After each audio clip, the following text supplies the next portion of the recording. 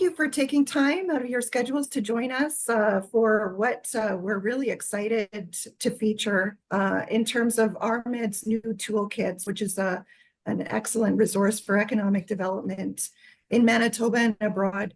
My name is Charlene Gulak, and I am an economic development advisor with RMED.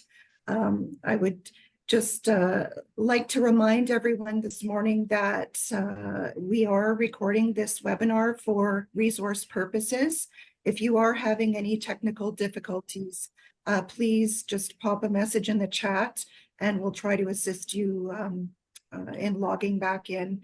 We would like to acknowledge that our Brandon office is located on Treaty 2 lands, the traditional homelands of the Dakota, Anishinaabe, Oji-Cree, Cree, Dene, and Métis people.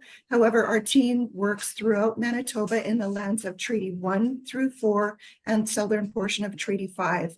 RMED respects the treaties that were made on these lands where we will work together. We commit to reconciliation along the path to economic prosperity. As we move through today's webinar, I would invite everyone to please post your questions or comments in the chat, and we will try to address them as we move through the material this morning.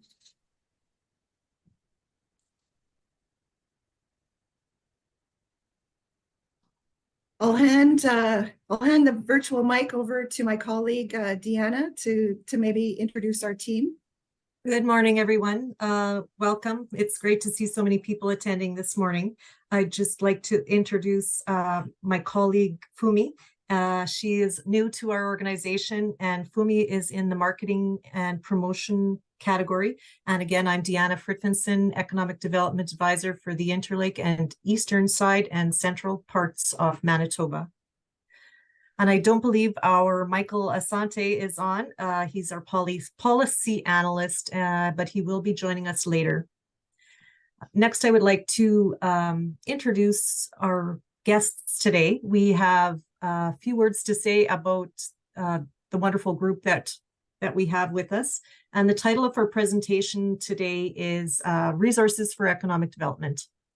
Ruth Mealy and her husband Trevor operate their grain farm operation near Minto. And I know a lot of folks are very familiar with Ruth, and she's retired now with the province in removing herself from economic development with the province in 2018, where her work focused on developing community economic development programs and resources for rural and northern communities. During this time, she completed the research and writing of 8 core training modules that make up EDAM's training program for the Economic Development Certificate in Manitoba, the EDGE program. Since retiring, Ruth has done economic development consultant work with many municipalities and economic development agencies across the province on various economic development projects, and was also on the Municipality of Grassland Council for 4 years. Ruth received an honorary membership for EDAM for her work and dedication in the field of economic development in Manitoba. She currently sits on the board of governors of the Assiniboine Community College, is a past member of the Canadian Rural Revitalization Foundation, where she was also an editor on the CRRF First State of Rural Canada publication. She was also contributing to a committee as a committee member of the Canadian Standards Council Committee, who developed the Canadian Guide for Indicators for Rural Community Well-Being, Services and Quality of Life. Ruth has held a master's degree in rural development through the Brandon University and is a former teacher and entrepreneur. So also joining us as part of our panel of experts this morning is Mark Baxter, and Mark is the co-founder of Outlook Market Research and Consulting, which she initiated in 1997.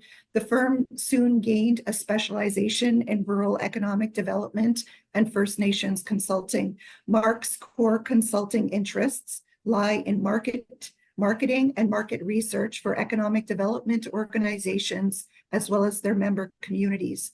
The majority of his time is spent working with a team of consultants whose expertise ranges from strategic planning to feasibility studies to graphic design and website development. The team has been developed for over 27 years, specifically to act as a single source solution for economic developers looking to attract investment or labor to their communities. So welcome, Mark. Next, I'd like to welcome Greg Dandewich, and he's with GDAN Solution, the president of that company, which was established in January of 2020. And he has been in the field of economic development in both a rural and urban context for over 32 years. Most recently, Greg was the Senior Vice President of Economic Development Winnipeg, Inc., and was with the organization for over 25 years. Greg has a master's degree in city planning from the University of Manitoba and economic development certification from the University of Waterloo. And during his economic development career, Greg has been responsible for numerous profiles, including strategic plan development, facilitation, for government agencies and non-government agencies and engagements, developing and executing business retention, expansion, and attraction strategies, and managing foreign direct investment, lead generation, guiding marketing intelligence, and data management. Welcome, Greg. Thank you. So we're really hopeful that this morning's webinar can be an interactive opportunity to highlight some of the key components of the various toolkits that we have available. So we're going to offer some screen shares, but we're really just tipping the iceberg as far as showcasing the various components of our toolkits. Before we head off to feature the landing page where you can find the toolkits, I would just like to note that our CEO, Margot Cathcart, is joining us from our office in Brandon. So Margot, I don't, if you're able to give a wave to the group. There she is. Hi, everyone. Very pleased to see so many people here. This is a project that has been long in the making, and a big shout out to the team and to Greg, Mark, and Ruth on all of the hard work that they've done on this. So I'm going to turn it over to the team, and I'll be here till 11:30 or so. Then I've got to run out to another appointment. Great, thanks, Margot. So these toolkits have been a priority initiative of RMED really since we all launched into this work. We know that the importance of developing the ecosystem in Manitoba and supporting rural and Indigenous communities in Manitoba to build capacity in terms of providing resources. So, Deanna, are you able to share out the landing page with us? Mm-hmm.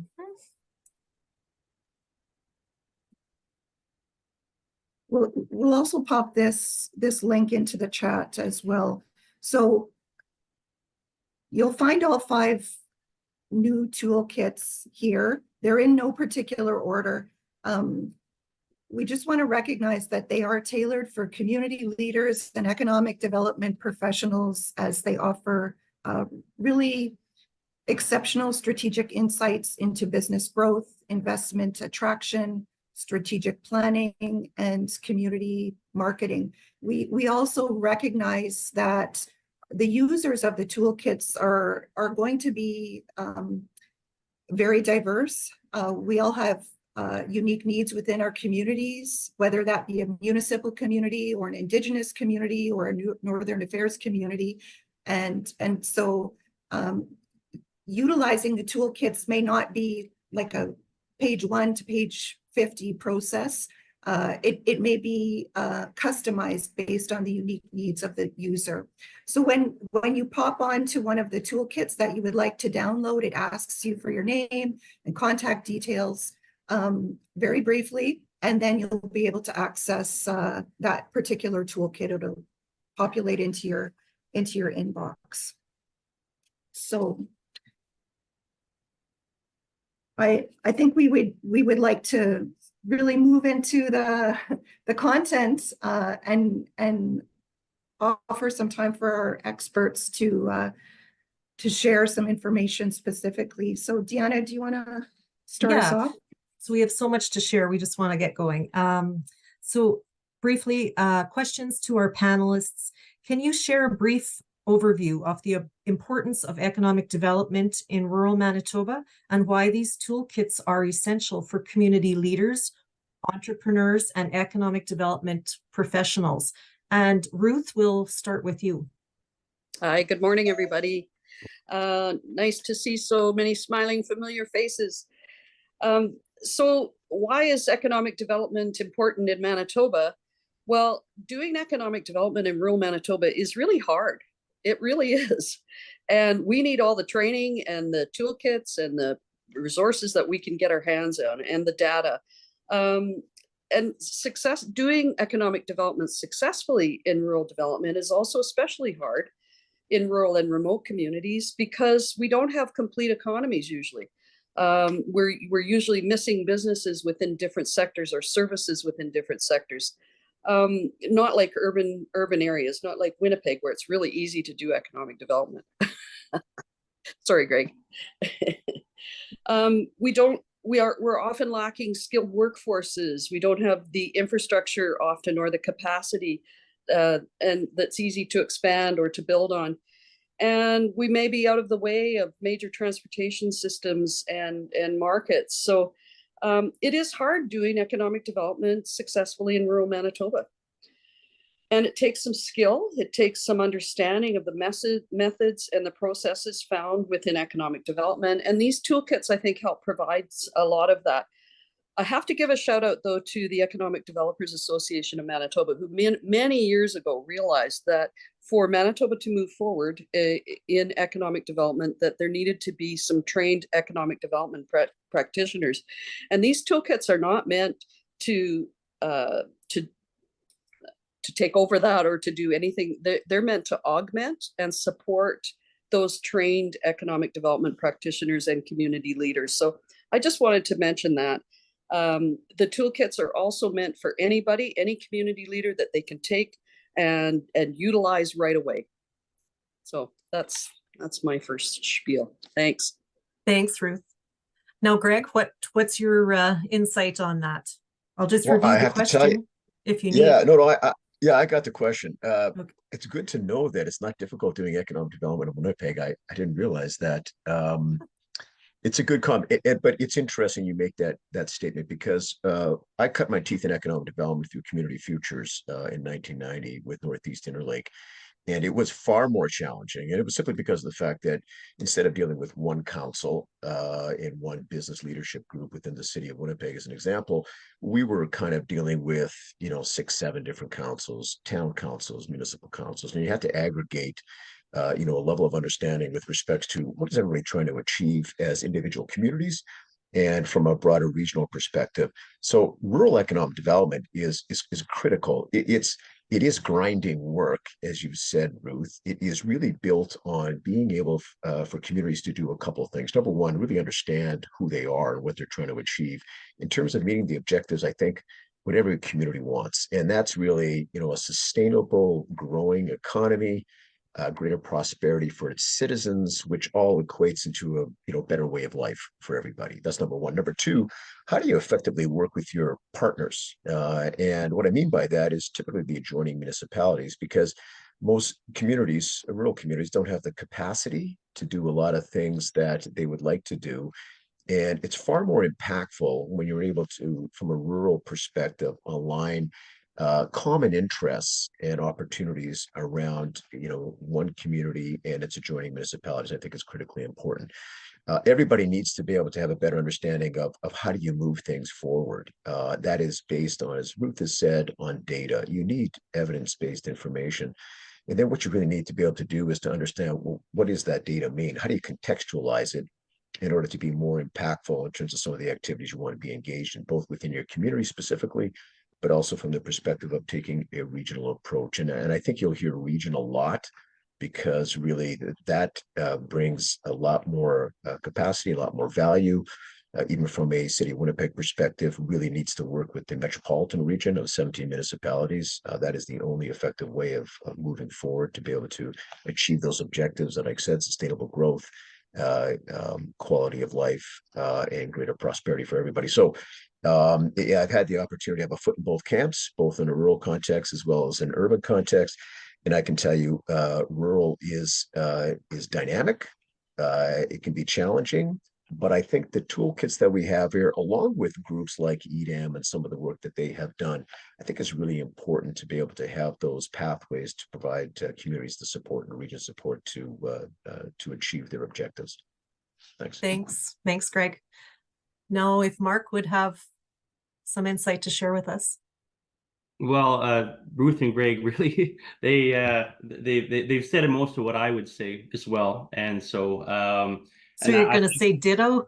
Yeah, I want to say and then mute, but I won't. I have a I think it was just towards the last point here that Greg was making about regional economic development, which I find, it's kind of our bread and butter in terms of interest here, and that's because small rural communities, especially in terms of investment attraction, but labor attraction too, they don't often have the infrastructure, transportation, or human resource assets to attract what they're looking for, so they have to do it together. How I think that loops back into what's happening here with these toolkits is that if you are working regionally, you need to have a common basis of understanding of what you're doing.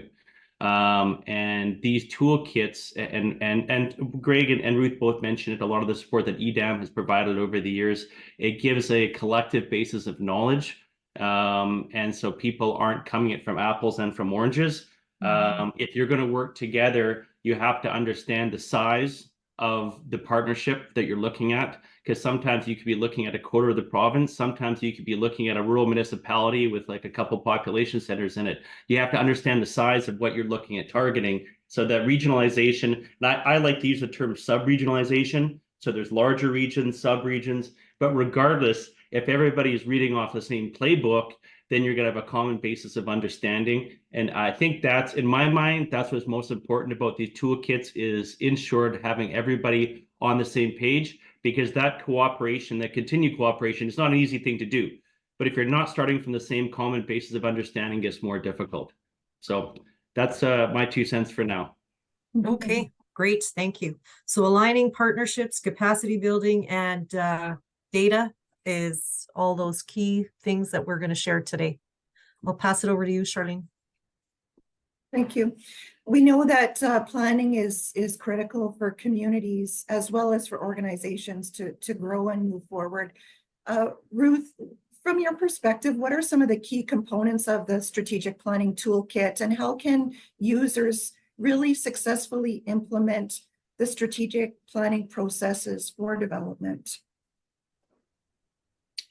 Okay, thanks. I just about left the meeting. I'm trying to figure out all my buttons here, but anyway, yeah, the strategic planning toolkit was developed so that any organization, any community group or economic development agency could implement the steps and develop a plan for whatever their needs are.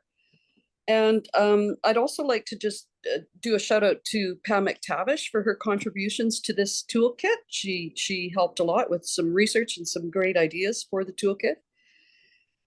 Before doing any kind of plan, though, community leaders or organizational leaders, they have to be very clear on who is the plan for. Is it for a council? Is it for a community? Is it for an economic development group? And what is it for?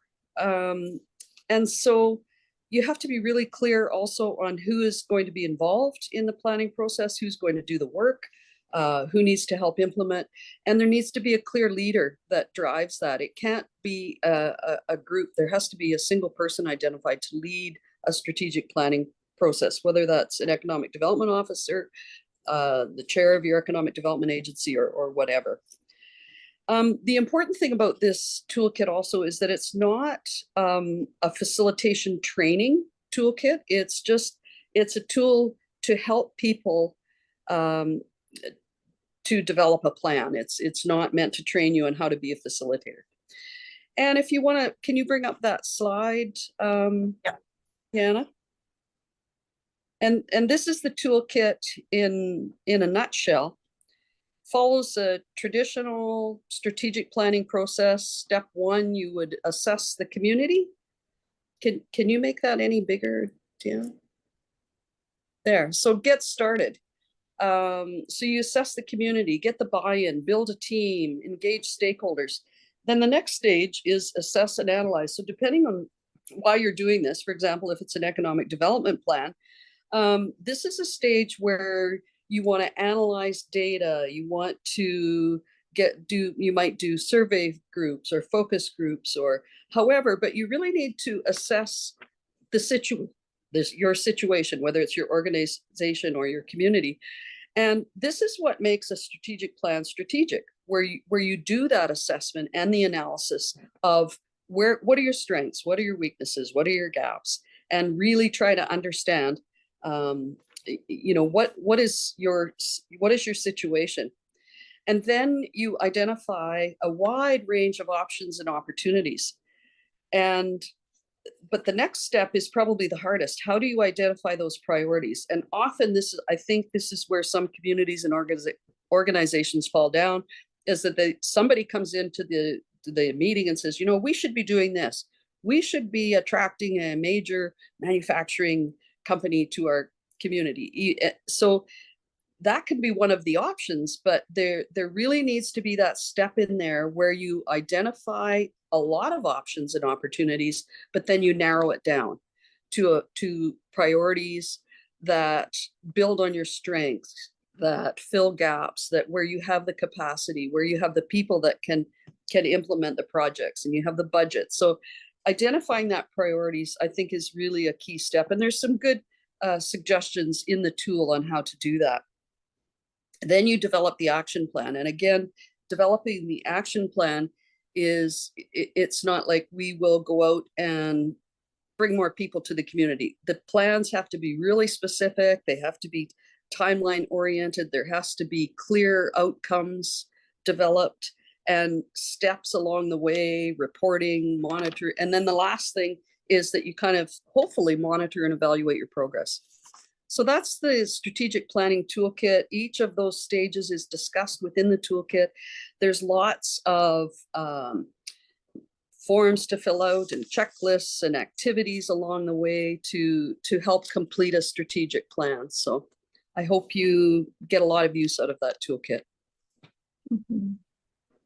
Thanks, Ruth. It's excellent, and as well as just really sharing out the framework, the paradigms for planning, which is so integral. In terms of the attracting business investment toolkit, we know that the emphasis is on really how can you create or foster that investment-friendly environment.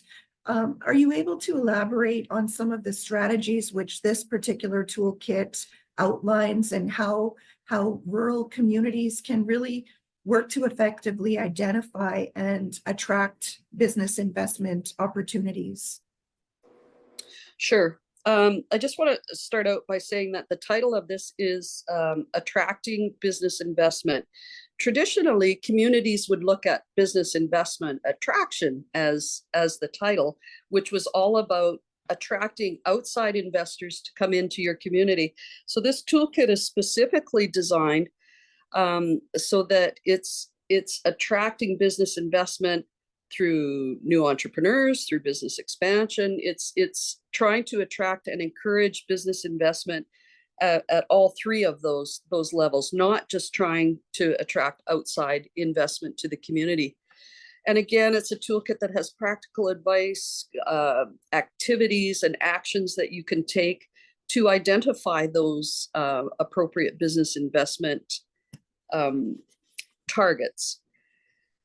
And the focus that you take to try to attract, either to build entrepreneurship, to help businesses expand, or to do traditional business investment attraction, it depends on a lot of things. And that's probably the first step in this toolkit, is to understand what is the community size, what is the capacity, of your economic development staff to do this, or your group.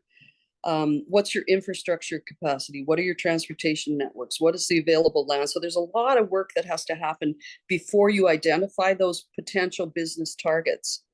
And then, Deanna, can you show that slide now, please? And this is a unique tool that was developed for this toolkit that was adapted from a few different business investment readiness check assessments. And so it goes into all the different stages of before you're actually doing the investment. What do you do well now? What do you don't do? And what do you do that might need improvement? And there are several pages of these questions, and you can score yourself. You can rank yourself on how ready you are to do business investment. And it includes things: what is the organizational capacity? How do you liaise with the business community? Do you have a business investment plan in place now? What's your community profile like? And what should it include? And that's to make sure that you've got the information out there that you need. What type of marketing are you doing now? How do you know how to work with site selectors? So it's an assessment just to try to let you know where you stand and how ready you are, and also give some hints on then if you're not quite ready in some areas, what do you need to do? And then there's another slide, Deanna. I just had the 3 on that page. Okay. All right. Sorry. Ruth. And I just wanted to okay. ask you about the scoring at the bottom of each category. You've kind of built in a matrix. Yes, I built in a scoring matrix because I think people like to see, where do I stand in a numerical kind of way. So it was based again on other toolkits, how they do their assessments. But I also looked at the like the questions that I included in there and said, which ones are critical? And so for each stage, it's like, what are the real critical things that a community would need to move forward with attracting investment? Thank you. And it's so beneficial having you working on this one, as you came off council just shortly and have that background from both lenses for sure. Okay, and so the toolkit then goes on. It follows business investment attraction through a process, again, doing the assessment of your community, looking at how other plans in your community are coordinated within your economic development plan, for instance, your land use plan. It looks at how would you develop an investment plan. And it's very similar, again, to the strategic planning process, where you do the assessment, analysis, you identify the gaps, you identify the opportunities, you identify your priorities, and then you move forward with an action plan on moving forward. But the assessment and the analysis, of course, is more business focused. What businesses may have the opportunity to grow? What are our strategic advantages? What are our competitive advantages? In other words, what do we have that other people might want? And then it builds from there. Then you narrow down what kind of targets do we want. And in the toolkit, there's some suggestions on doing activities like doing a supply chain analysis and looking at the retail shopping patterns in your community, hosting discussions with business leaders. So there's all sorts of ideas on how you would narrow down the potential business targets. And then there's an activity in there where to choose the business priorities. So asking your questions, does this business that we might want to attract here, does it complement our community strengths? Is there space? Is there room for that business in our community? Does it supply an underserved market? Does it fill a gap in our economy? So there's all sorts of questions in that activity to help you narrow down your targets. And then the next step then, of course, is contacting those potential targets and tracking those leads and those potential investors and working with them. And again, it could be, so you want maybe a new businesses, it could be working with new entrepreneurs, it could be working with existing businesses and talking to them about potential expansion opportunities. There's also a section in the book on foreign direct investment. And as many of you know, this is effective. Doing foreign direct investment effectively, it takes skill, it takes time, and it takes money. And it also depends on the situation in your community, whether there really is lots of opportunity in FDI. I think where it's worked effectively in Manitoba is in some of the larger areas, but foreign direct investors will come to your community to access new markets, to access new resources, to become more efficient, in other words, maybe to lower their transportation costs, or to purchase strategic assets. So if you could identify any of those assets in their community, then FDI might be something that you should be looking into. So that's the toolkit. Great, thanks. Ruth, we're going to put you on the spot one more time. In the Measuring Economic Development Progress Toolkit, what are the key metrics and methods highlighted for tracking and influencing economic growth in rural areas? And how can community leaders practically apply them? Well, there are lots and lots of indicators for progress, and leaders can track them just by doing it. So that's where I want to start this, is that this is the least well done aspect of economic development, or any organizational, implementing any organizational plan, is actually doing that last piece in the strategic planning, which is the monitoring and evaluating. So I just want to start out by saying that it's something that people don't do well. But then we also have to justify our economic development budgets. And people say, well, what did you achieve on all these years of doing economic development? So, I mean, it's critical, and yet we're not good at it. We don't do it. The other thing is the definition of progress. Economic development progress used to just mean economics, like the GDP and things like that. Well, not only is it tough to track GDP in rural communities, it's almost impossible, but because of things like the increase in the knowledge economy and all of that, it's economic progress is also linked to social progress and quality of life. So this toolkit helps people to figure out exactly what it is that you want to measure, and how you can do it. It reviews ways for communities to measure progress within the community over a period of time. So and then it also helps measure progress or benchmarking your community compared to other communities, or to the province, or to some other area. And it also involves ways to help communities measure progress and results from specific activities or projects. And the toolkit includes methods for finding out more involved economic development analysis of a community to track that measurement specifically. There are sections in there on location quotients and multipliers and shift share analysis, that kind of a deep dive into that economic analysis of your community, so that you could track that over time. But the toolkit also shows the steps to implement a performance measurement system, and that can be used within the strategic planning process, I would suggest. And this performance measurement system is basically a logic model that helps visualizing the path. And the model, can you raise that, Deanna? There we go.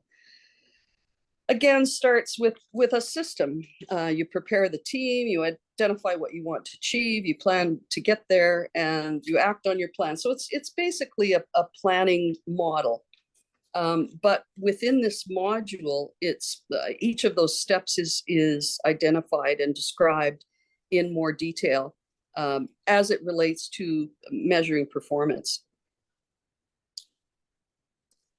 There are some key performance indicators that you would likely track in a community, things like population growth, business growth, some quality of life indicators, education. And I think if you want some great examples of of that, you can go to the RMED community profiles. They've done a marvelous job of including a lot of those indicators in community profiles, which is a great way to start. And I'm assuming that they will then, in the next census period, will show, they'll show the growth or decline of those different indicators within. So that's a great tool to use. But I just want to give a specific example. Let's say in your strategic planning process that your community identified that you wanted to increase the number of businesses in your community by 5 new businesses in the next 4 years or 3 years. Then the logic model goes through the steps of first identifying what is your specific long-term outcome that you want to achieve, and describing that outcome as clearly as you can. But then next you have to figure out, well, what do I do in the short term that will actually impact that long term? So it could be things like hosting workshops or training. So it's anything that you can do in the short term to provide information or to develop skills within that target market. So let's say you want young entrepreneurs. So what can you do in the short term to change those young entrepreneurs into new businesses in the next 5 years? So your short term, you can host workshops, you can do training sessions, you can help with business plans. So those are kind of all the short term things. The medium term means you want some of those young entrepreneurs that you started training to actually change their mind and develop a business plan or start a new business. And in our community, to foster this entrepreneurship, we've started doing a young entrepreneur grant. So young entrepreneurs can get a grant to run their summer business. Now, why are we doing that? We know that we're not going to have a lot of new businesses in the immediate future, but in the long term, some of those entrepreneurs, some of those young entrepreneurs are going to start their own business. So what do we track in this case? We track how many people went to the seminars, how many people got trained, what their feelings were about that. Did it make any difference to them? Did they say the training was useful? And then you track a few years later, how many of those kids actually started up a business in our community? And then you can track along the way, how did we impact that long-term outcome that we wanted of new businesses? So that's kind of the method that's followed throughout the toolkit on kind of how to do those different steps. Great. Lots of measurable opportunities and templates to use in that toolkit as well. Thanks, Ruth. Okay. Sorry for going on. No, it's all good stuff. Excellent. So we know that business retention is really critical, and fostering opportunities to promote expansion so important. So Mark, we're going to call on you next to provide some of your insights on some of the unique opportunities and challenges that communities may face in undertaking an economic development research project, such as a business retention and expansion initiative. Okay. Hi there. Yeah. Well, I'll get right to it. A lot of economic development project modeling is based naturally on large population centers. These economic development projects are essentially market research projects. That's what they are. I'm sure the economic developers online here know how many of their projects involve consultations. But if those models are based on larger centers, where does it leave all the rural communities?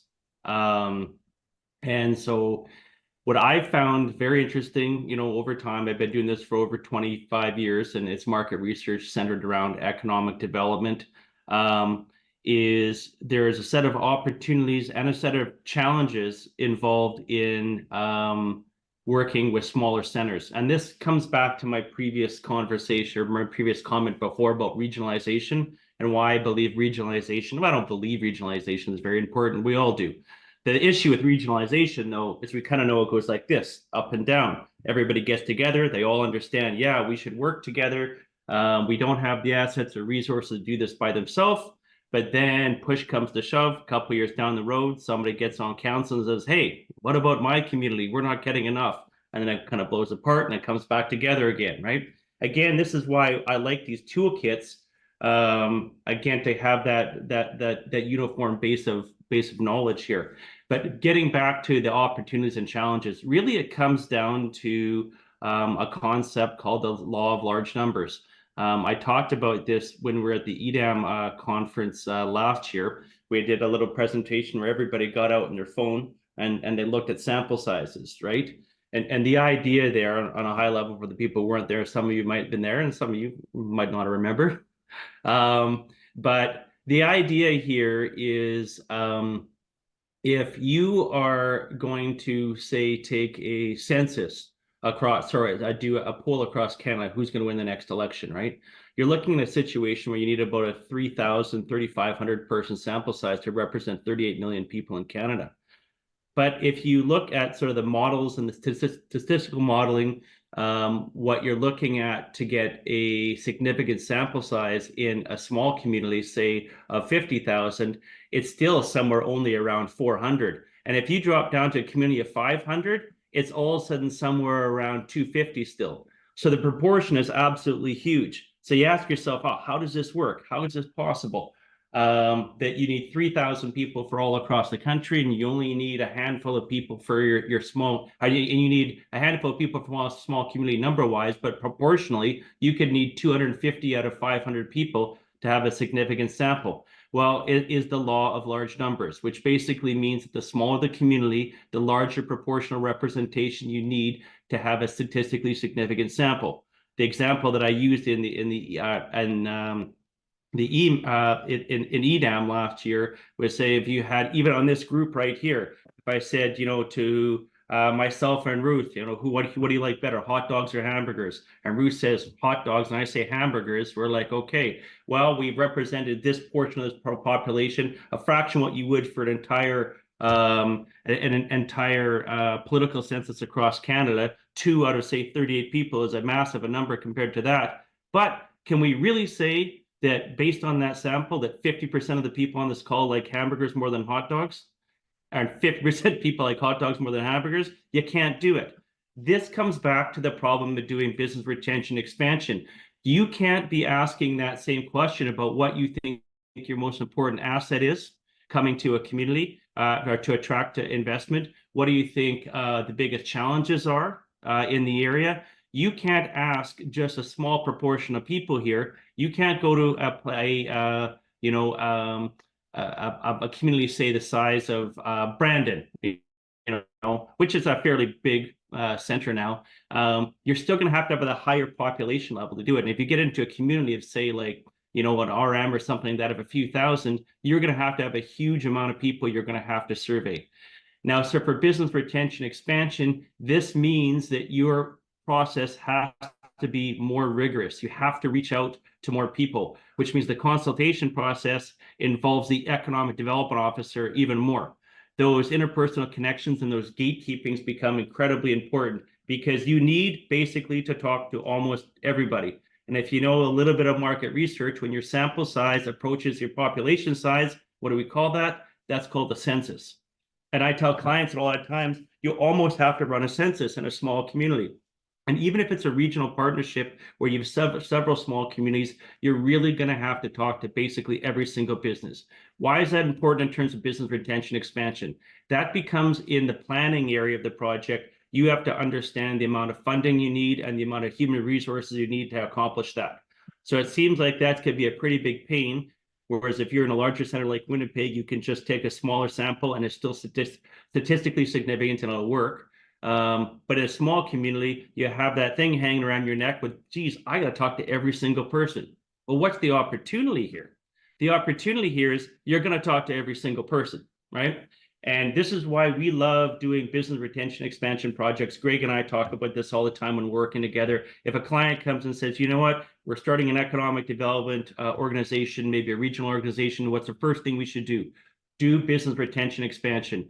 Because that law of large numbers, it necessitates the fact that you have to talk to everybody. And when you've talked to everybody as an EDO, what you've done is build a framework for economic development across the community, because almost all of that baseline investment and interest in new business comes from your business community.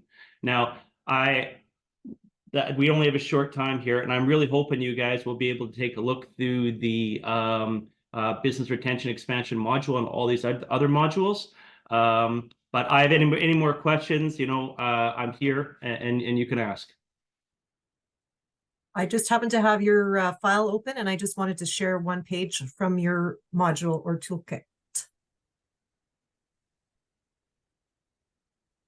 Can we see that? I'm going to get close and ugly here. Oh, what's happening?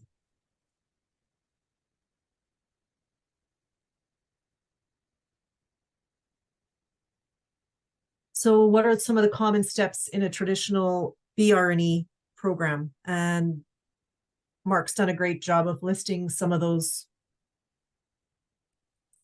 Yeah, and maybe I could speak to this, so we have some of the common steps in here. And actually, I think it's, if we go, can we actually go to the next page there, which is the gray square, which is 1.5? There we go. So this kind of encapsulates it better. So don't get me wrong, you can break this down a lot of different ways here. So this is how we've broken it down into 4 major steps and then 12 sub-steps. So visioning, planning, implementing, and utilizing the results. Almost all the work goes into the implementation part. And when I do these seminars, I talk almost purely about implementation. But by what I was just saying there, the planning part is very important, understanding how you're going to reach out to almost everybody, every business in your community, because that's what's going to have to be done. I want to make a note on this in that we have modified this, and I think wisely, I've talked to RMED about this a number of times, and they agreed on this. A traditional BRE model is built on business visitations. That business visitation model is difficult because, well, you typically you have a whole business visitation team you put together, and that's quite onerous, especially for all you rural EDOs who are wearing every single hat in the community sometimes. So those traditional visitation models, which is basically you get out, pound the pavement, do a walk, and you actually implement the survey for each business, that implementation piece is very, very difficult. But there's something more important. Almost no one wants you knocking at their door anymore. We've seen this, we've saw that trend in research over a while, and in COVID, that was the nail in the coffin. A business does not want you coming to implement an hour-long survey at a specific time necessarily. You're sitting in the lobby waiting for them, and they have problems with customers, or they have operational issues. It's not that they don't think it's important, but it's not the top thing on their list necessarily. So we want to implement a project that's basically online with surveys, with interviews. And the most important thing, I'll tell you honestly, is that they're able to cancel, that they're busy and they're able to change, because you don't want to be onerous. Because if you're doing a market research project, economic development project with your businesses, if you become a nuisance, you are going against everything that you're trying to accomplish. So I don't like the business visitation model. Let's work with the online model, online surveys, and number one word is flexibility. Provide flexibility to respondents. That was great. Yes. Okay. Thank you for that. Thanks, Mark. We know that this BR&E approach has really been traditional to the economic development since inception, really. But what I love about this particular toolkit is through your expertise and experience, you really infused some practical as well as relevant approaches for communities to implement those activities of the philosophy in a really meaningful way that's going to work for communities. So it's excellent. Thank you.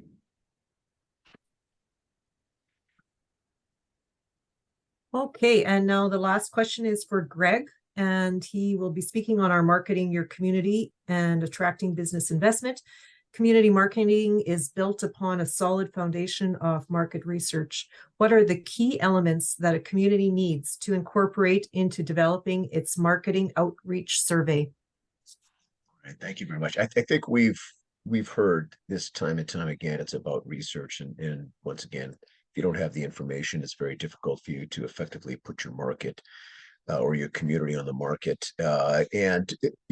From a sequential perspective, all these toolkits can be used independently of each other, but typically the ones that we've just heard about from Mark and Ruth are kind of the front end if you have not actually gone down this pathway of being able to position your community through your economic development practitioners and your community as a whole. You have to do kind of those parts before you actually go and sell yourself and do effective marketing. And I think it's important, and I think everybody knows this, but it's important to remind stakeholders in the community that if you're going to be attracting investment, and I'm not just talking about investment from outside your community, but also investment from the existing companies here. And I know Mark talked about BRE, you hear this 80-20 rule in terms of focusing on what you presently have and then looking at attracting. I would say in rural Manitoba, it's probably more like a 90-10 or even a 95-5.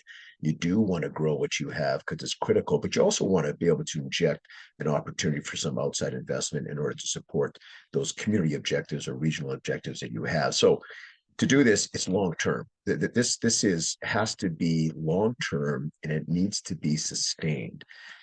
So subsequently, if you're putting together a website, you're putting together information, you don't put it together and walk away and look at it 2 years from now. You literally have to keep on top of it. And this is where leadership comes in. And I know Ruth indicated this. You have to be able to aggregate stakeholder support, but you have to have somebody that is going to be responsible for making sure that whoever needs to be marshaled, whatever group needs to be marshaled forward, that they're doing it in an effective way. And from the perspective of marketing, that means information needs to be updated. It needs to be validated. And it needs to be monitored on a regular basis. So that's fundamental, I think, in any exercise when you're taking a look at taking all this information that you're gathering with respects to your community. And now what you're doing is you're exposing it to either folks internally within your community, your region, or externally from your region. Part of that is looking at the capacity that a community has. And can you just bring up the slide? I don't know if it's Charlene or if it's Deanna. The first one, I think it was page 9. Not sure if that's the right one. Is that the right one? I think that's not the right one. It would be 9 at the bottom of the page. Oh, 7 and both are wrong. Okay, perfect. Fantastic. We'll just dispense with that. It's not a problem. It's not a problem at all. Everything's going swell. Yeah, I don't know. It's all going swell. Sorry about that. No worries. So basically just going back into it, do you have the capacity? And we talk about region, and there's a greater capacity when you're kind of aligning a region and effectively putting that out to the marketplace. There's a great quote that I put into the toolkit, and it comes from IEDC, International Economic Developers Council, based out of Washington, D.C., and it's all from site selectors. And it says, outside investors, when evaluating jurisdictions for the next investment, want to ensure that there is a regional economic development alignment amongst municipalities. And the reason for that is because site selectors know, that a community in and of itself is not going to be able to probably meet the needs of an external investor unless it has a broader footprint. And that broader footprint, once again, would be from the percent. This is the one I was talking about right here. Perfect. That's great. So the question is, at the front end, where are we? And really, that's part of that exercise of doing the analysis, doing the review, taking a look at all the data that makes up your community. And these are the toolkits that Ruth referred to, as well as Mark. Where do you want to be? So in other words, realistically, if you're at a steady state, where do you want to actually grow in terms of what would be impactful to supporting your community's growth, how you're going to create a better quality of life, and so on. And so how do you get there? But what are the elements that you need to do? And if you take a look at this marketing strategy roadmap, you will see a lot of the statements in there are consistent with what you've heard from Ruth in terms of the toolkits that have been put together, as well as what you've heard from Mark. So phase one is you got to engage the partners. Once again, we will talk about this over and over again. Without collaboration and partners, it is extremely difficult to be able to kind of achieve the objectives that you want as a community. What are your goals and objectives? Those are fundamental. You absolutely need to be able to do that as well. What are the tools that you're going to use to effectively do marketing? You've got social media, you've got websites, people use printed material. You will go and meet with people directly, particularly if they're outside your region when you're trying to pitch your particular community and region for new investment. And then, of course, the evaluation. Those are fundamental. To be able to do good evaluation and monitoring, you need to actually set up the right KPIs or key performance indicators or metrics. And if you kind of follow this roadmap, it basically will give you a higher level of comfort that what you're going to be putting out about your community and about your region into the marketplace will be accurate. Because at the end of the day, the practitioners, the community stakeholders, you're the experts in your product, and your product is your community. You're the experts. You live there. It's not one group. It's a culmination of all the different players that make up your community as a whole. And what you really need to do is you need to be able to effectively validate your storytelling. Marketing is storytelling.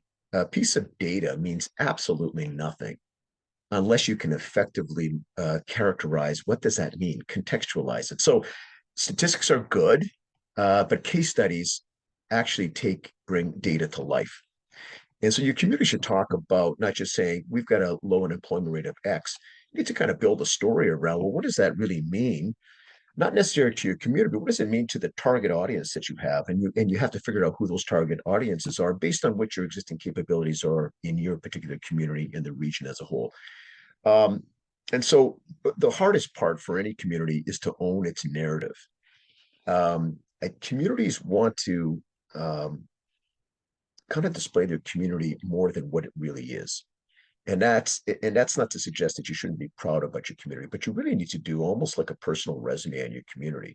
And you need to be honest in terms of who you are, what you have, what some of the challenges are, and how do you effectively deal with this. So striking that balance is critically important. And you can't be overplaying a value that you have against the challenges that you might have in your community.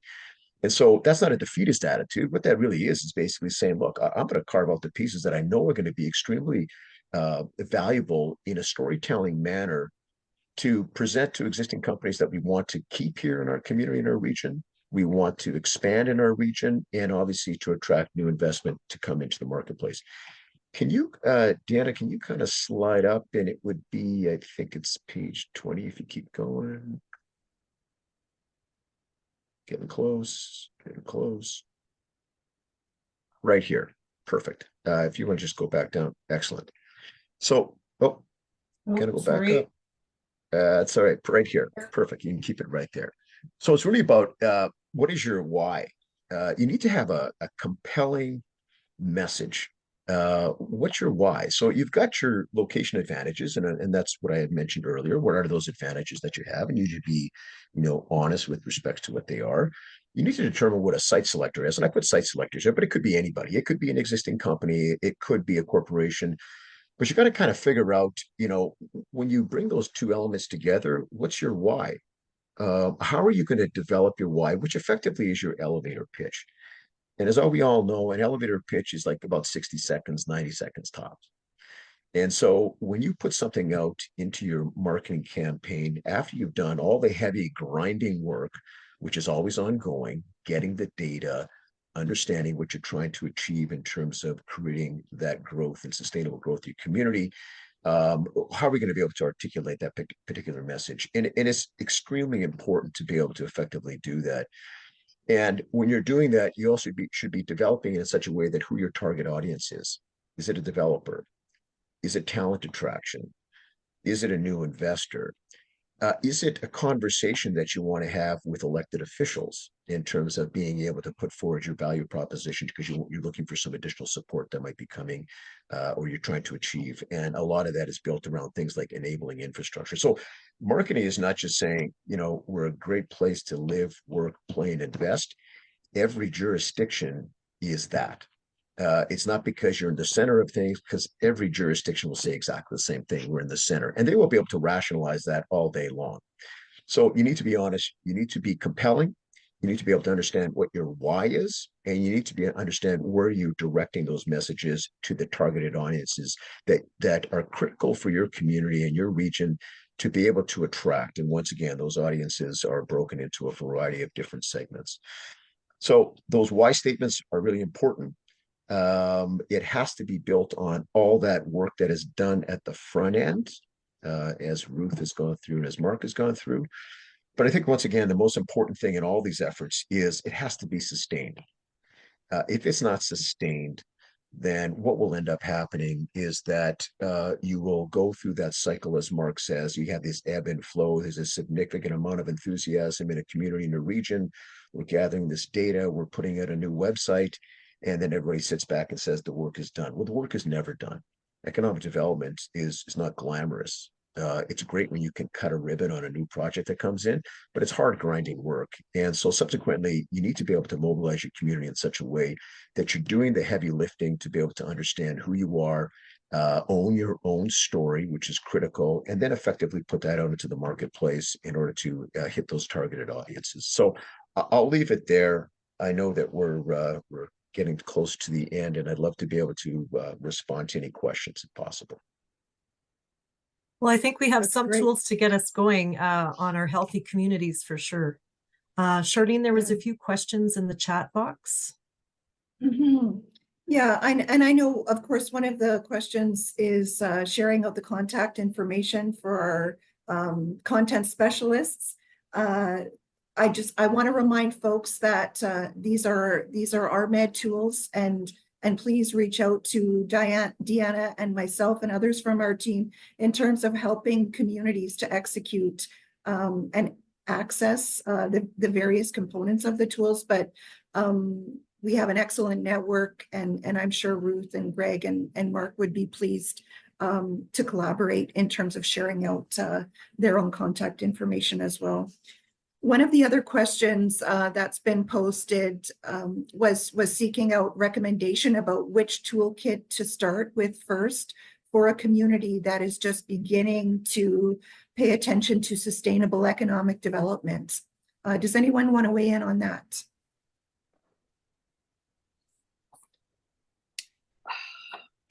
I don't know. Either the strategic planning or the measuring progress. I mean, the measuring progress kind of outlines a little bit of both. So I don't know. That's a tough one. Yeah. Sorry, I would also suggest that they take the EDAM training first or along with it. Yeah. But I'd probably start with the strategic planning one. Yeah, I would agree with that, because you need to, once again, the community has to ask itself, why are we doing this?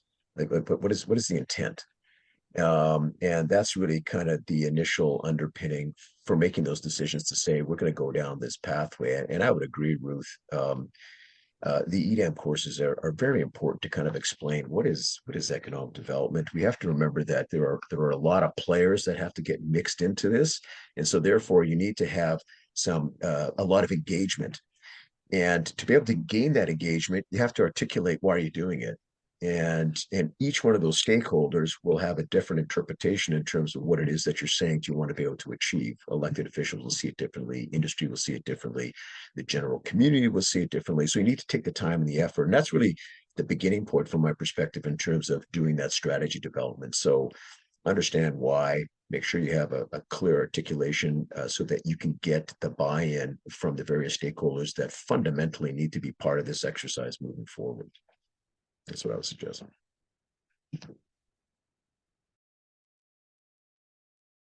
Uriel makes the point and completely agree that one of the biggest challenges for EDOs is the difficulty to get communities to sit and conscientiously discuss long-term plans, as well as the strong belief that the investments cocktail is 80% external and 20% local, which can kind of be a bit counterintuitive. So any comments to that one? Wow. Yeah. No. Well, you're right.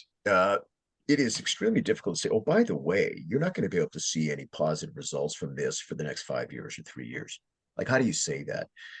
It's difficult. And so that's why that front end work, based on the last question we had, you really need to get to understand it, to be able to articulate this is the process. There's always these black swan events that happen, that literally something just lands in a community or a region and it goes, well, that was pretty easy, let's get another one. Well, it doesn't kind of work that way.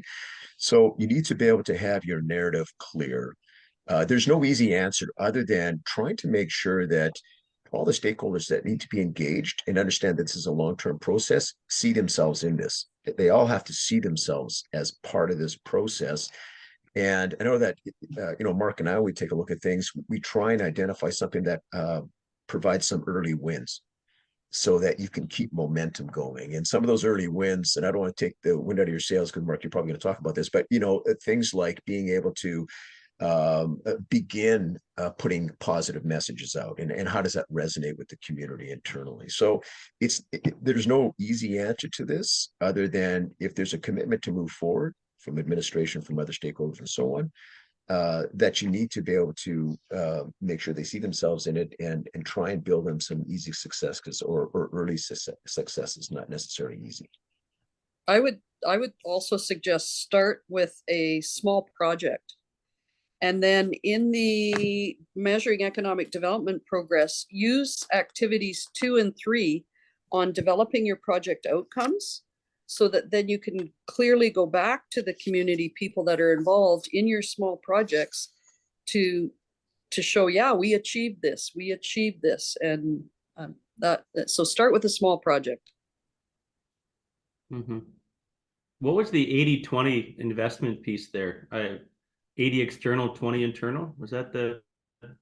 Yes. Yeah, that's the analogy you're Yeah. I think what he's suggesting is that everybody assumes that 80% of your investment is going to come from outside, and we should focus on 20%. It's that classic ROI, right? Yeah. So well, yeah. I will say in my experience in rural areas, like, that is the ultimate. That's the win. That's the end game. Yeah. But why I was interested too in the business retention expansion piece too is because when we work with people, I am absolutely it's about the business community in the end. Also because the people in the business community, we call it STP, same 10 people. Same 10 people do everything. They wear all the hats. They're on council. They're on committees. I've actually looked up a couple of you while I was on here because I was interested, and I'm like, there's one name I won't mention here. I'm like, well, she seems to be on 9 different things, which isn't unusual. But why in the business community, what I have seen too is that they are looking for opportunities to invest. There's a lot of money in rural areas that people don't know about, and especially at a certain point in people's careers, they want to go and they want to invest and they want to make money. They're not dumb. They want to make money, but they also want to focus on something that might work in their community. And I would just say that the external investment comes after people internally believe in the concept. And that internal belief usually comes from investment. And if you can pool together 5 or 10 people, to do some sort of investment, let's say it's an agricultural processing idea, it might be a manufacturing idea that they think is going to work, and you're reaching out to them to get their input, and then you can act as the organizer and facilitator to make that happen. You get that capital involved, and it might not be that extensive, but it's a start, and that's the win. Like when Greg talks about the win, I think that win starts at home, because you can't. The term smokestack chasing is so played out, but it is people do understand what it means. You know what? If you're in Killarney, the first place you're going to look is probably not going to be for investment in Toronto. But if you can get some local wins and you can build a business model, a business case based on the gaps in filling a gap and the assets that you have there, that local win is what can get you that external investment later. And Greg is being optimistic and realistic at 3 to 5 years, but 3 to 5 years is a very short time frame still to do this kind of stuff. So the metrics that Ruth talked about before, if you have people who are starting to put metrics on you for what's going to happen next year, as Greg was saying, you're setting yourself up for failure. So anyway, I kind of got off a tangent a little bit there, but that local investment idea, I think, is fascinating, because those are the people you need to get involved, and those are the people that are going to form your first set of wins. Mhm. Great. Thanks for the thumbs up, Ruth. That's just great perspective. And Pally makes the point about the necessity to own the narrative for communities and being realistic to the needs as being seen differently from being defeatist. And that storytelling component is just really critical. So excellent point. Jane has given some compliments to the importance of EDAM training. It has helped a great deal for her as a municipal councillor who wants to move her community forward towards community economic development. So again, those foundational pieces, however we acquire them or encourage our leaders to build capacity towards that building understanding is just so important. And we know that the ecosystem has room to grow in Manitoba. So the implementation of RMED's toolkits in this space is one more step towards that. And I hope that addresses, Tiffany, your comments just around the development of the toolkits. I would also like to really reiterate that the can-do resources that exist are exceptional. And as far as adhering to the starting point for many of our Indigenous communities in Manitoba, we need to be very complementary in our use of the multiple resources that exist and continue to emerge and be developed as we move forward. Jane has a question about our panel's opinion on whether it's better to have community economic development entrenched in a municipality or within a separate CED corporation. I was already looking at Jane's comment. That's why I was sitting there doing the mouth reading beside you here. I'm not going to give an answer directly on this, because it really depends, on the situation. I'll tell you what, and Greg and I have worked a little bit this in Alberta, that the first question is what is the critical mass of people, communities, and assets you need to pull together in order to have an effective economic development organization. So if that, and I could be reading this wrong, Jane, but that to a degree that could presuppose that it's going to be for one municipality. I think the first question to ask there is, how many municipalities and communities do you need to pull together? Number one, to have an effective value proposition for labor or investment attraction. What's that critical mass? And also, in terms of having an EDO and employing them, does it make sense resource-wise from your ratepayers to be paying for that one person for that one community? So I think that's the first question that you need to ask. And I think there are models out there, and we've worked on a number of them that are more temporary, more project-based. And sometimes that works better, because if something is project-based and you can get government funding for it, you can pop up the tent, pull it down as an experiment without getting caught up into legacy costs. And when you put together, especially a corporation, there's a lot of legacy costs kind of involved in that. So yeah, my high-level advice there is look first at what is the critical mass of communities you need to promote the economic development proposition that you want to. I know it's not a direct answer, but I thought your question was really interesting.